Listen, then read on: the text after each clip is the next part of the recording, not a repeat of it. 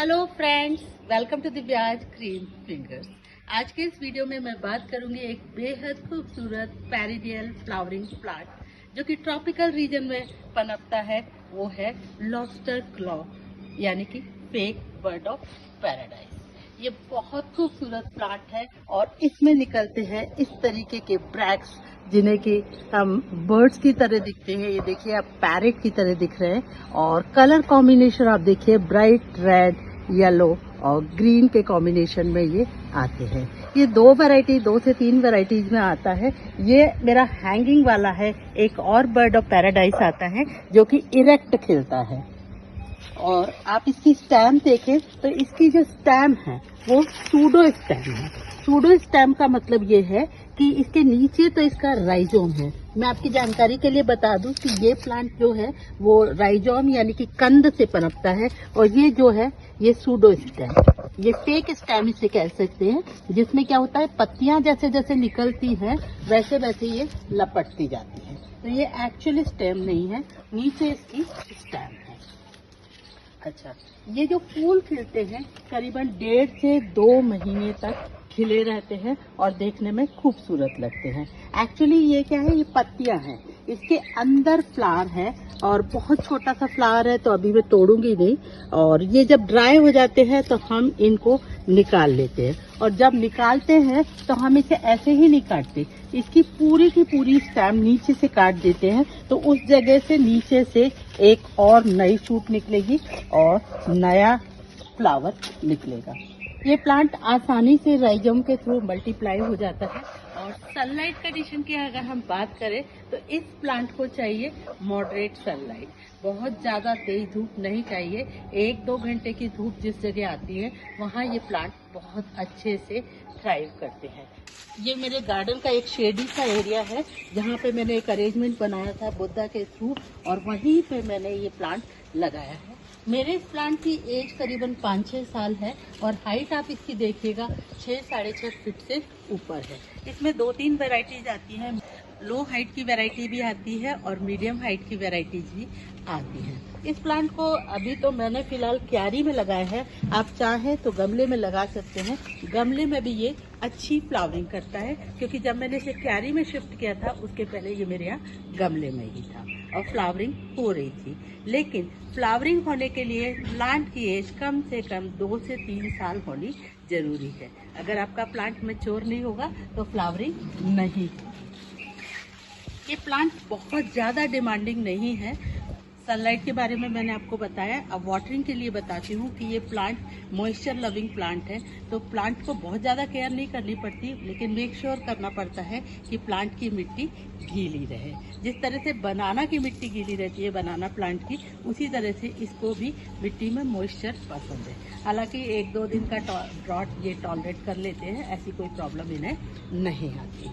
अब बात कर लेते हैं सॉइल की।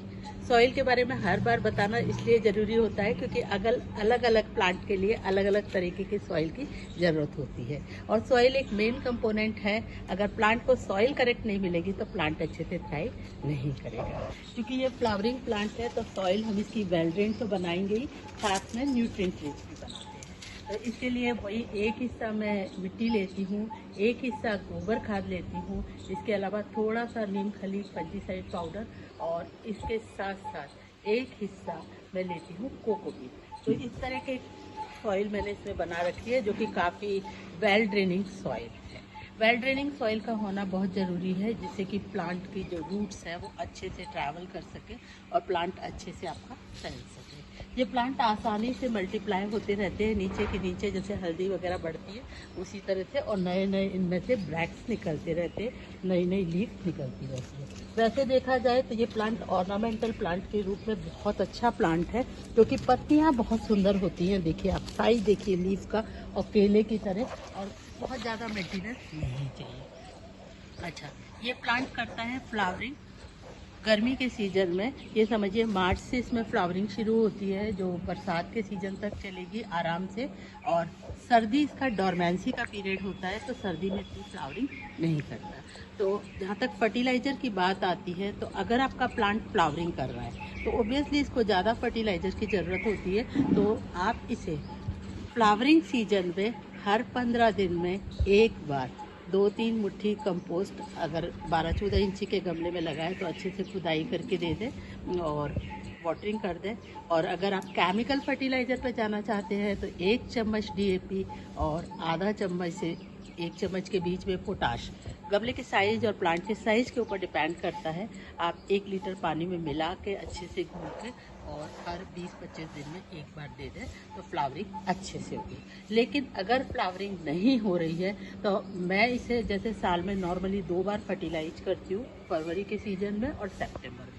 फ्लावरिंग नहीं हो रही है तो आपको एक्स्ट्रा पोटाश और DAP देने की ज़रूरत नहीं है, क्योंकि मेरे प्लांट जब मैच्योर होता है तभी फ्लावरिंग करता है, उसके पहले ये फ्लावरिंग नहीं करता।